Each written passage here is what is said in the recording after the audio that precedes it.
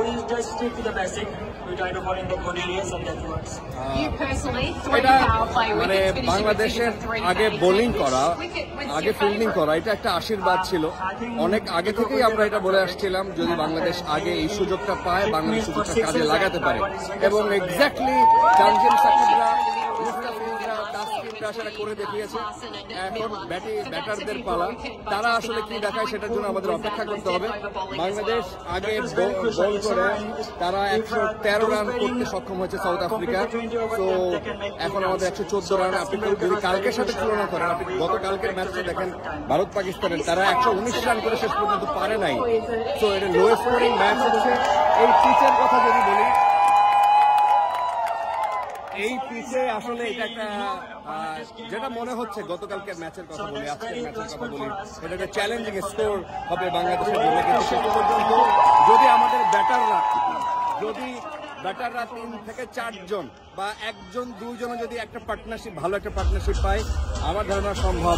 আর এই ক্রাউডটা না দেখা পাচ্ছি না, যে অবস্থা আমার কাছে মনে হচ্ছে মিরপুর শেরেবাংলা স্টেডিয়ামে আমরা আছি, এবং আমার কাছে মনেই হচ্ছে না যে আমরা দেশের বাইরে আছি।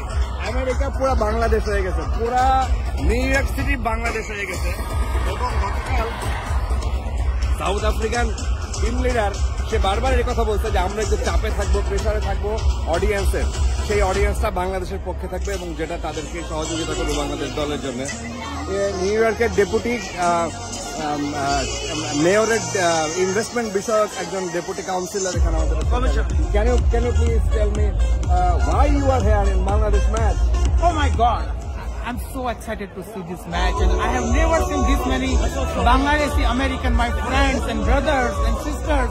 They are here first time. It is such an excitement time for New York. Also, I would like to thank ICC for hosting this What event is your in New York. expectation of today's match? What is your expectation of today's match? I think Bangladesh and South Africa is going to be a very, very exciting game. And you can see here unity and harmony in New York City. Yeah, exactly. That is the harmony. আমি গতকালকে ভারত পাকিস্তানের match দেখে তার আগে আমি ভাবছিলাম যে ভারত আর পাকিস্তানের মানুষ মনে হয় বৈরিশম করতো, কিন্তু কালকে এই ক্রিকেট আসলে মানুষকে সম্পৃক্ত করছে, মানুষকে এক করছে। এখানে কোনো শত্রু ভাবাপন্ন মানুষ নাই, সবাই ভালোবাসার মানুষ হয়ে যায়। ক্রিকেট একটা জায়গায় নিয়ে আসছে আমাদেরকে। আমরা সো হ্যাপি এবং সো এক্সাইটেড। বাংলাদেশের ম্যাচ আজকে জিতবে শেষ পর্যন্ত। দেখা যাক, দেখা হবে।